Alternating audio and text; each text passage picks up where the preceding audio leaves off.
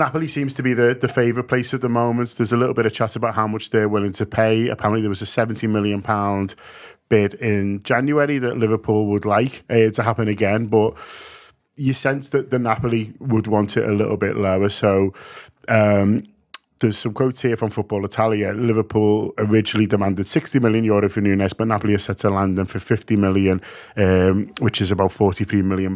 Do you see him going for that? Because Liverpool don't tend to sell players on the cheap, but everyone does seem to have decided with Darwin that it's better off for him to go elsewhere, and we literally won't play him, start him again, it seems. So do you think he would end up sort of going for about that if it suits everyone?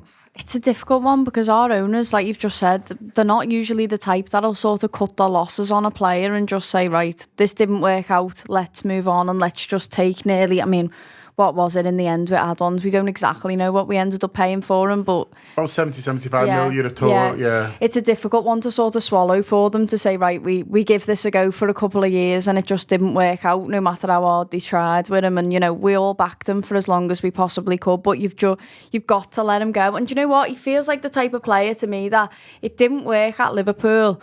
He didn't feel happy here, no matter what. Sometimes you just lose your enthusiasm at a place, and it just felt to me as though there was just no return for him at Liverpool, but he could do it somewhere else. It's so weird because I've been watching, not that I sit there watching Arsenal fan TV and Man United fan channels and stuff like that, but I have seen the odd one, and all of a sudden the likes of Arsenal fans and Man United fans and that are all of a sudden talking about how Darwin Núñez actually isn't that bad. Has anyone else noticed that? A lot of them have decided now they're all in the market for a striker, and they've realised how hard it is to actually go and buy a decent one that's available, which we're trying to do as well. All of a sudden they're going, well, it didn't work out for Liverpool for Darwin Núñez there, but he's actually a decent player. And as a Liverpool fan, we're obviously not going to feel that way, but I just feel as though if he goes somewhere else, if he gets into the rhythm of things, that ducks off his back and all that sort of stuff that he experienced with Liverpool where it didn't work out and he was getting criticised, and obviously the fee that he cost us has just been over his head for a really long time. Maybe if he goes somewhere where he costs less, he's shaved his head, shaved all his hair off. Apparently that's a good omen for Darwin Núñez. Looks like one of Beckham's sons now, I think. He does. I can't think which one it is, but there's one of them he looks like. Yeah, it feels as though now he's done that, he's ready for a fresh start. And even in his comment section on his Instagram, Fabrizio Romano commented on Núñez commented back. So it feels as though to me that there's definitely a mood going around there in the whole Núñez situation that he thinks he's going, and I would take 40, was it 43 million a cool 40 plus add-ons. It's annoying though, because if you're getting 30 plus add-ons for Quanta, you're thinking Darwin Núñez was meant to be the next big thing for us, and it just hasn't worked out, and you're sort of only getting 10 million more for Darwin Núñez. It feels like a little bit of a sickener, but at the end of the day, it's not our money, and he needs to move on. That's the thing, Mike, is like Abby says in the past, they have held out for what they want, and they've said, if we don't get it, we're not paying it. You just see that with someone like Nat Phillips, who's finally moved on this summer, but had a couple of years almost in the wilderness because Liverpool couldn't get what they felt was right for them at the time. But you just can't see that with Darwin. It's one thing doing it with someone like Nat Phillips. We won't kick up too much of a fuss and isn't on, mega wages. But with someone like Darwin, who's on the big money, it'll generally be a thing for the longer he doesn't start and all of that.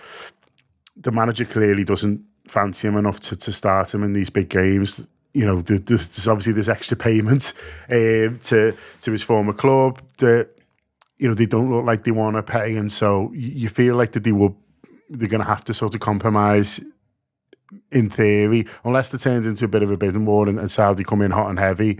But if it's looking like Napoli and that's where he wants to go, I think they're probably just going to have to, for once maybe, or on a rare occasion, accept maybe a little bit less than what they could have got in January. Yeah, and look, had he been sold in January, he probably doesn't score the goals at Brentford. Yeah. So I mean, there is always that cherry to take, isn't there? Like we've won the league, and he has contributed to it as much as he's been slammed for his time here. He's a mad footballer because he seems to get lots of chances, and at some point you think, oh, that'll flip the other way, and maybe it did when we signed him, and then he he's contributed to Liverpool, essentially. I won't have any of this, like, oh, he's the worst signing ever. When I watched El Hadji Diouf play for years, I've seen worse footballers put a shirt on for Liverpool and do worse things and not contribute to any trophies.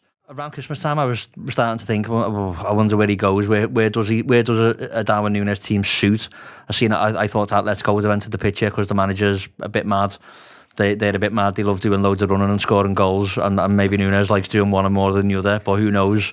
In a team where he just finds a new lease of life, he might get back to that goal scoring form that we've seen and we're so keen to sign him for.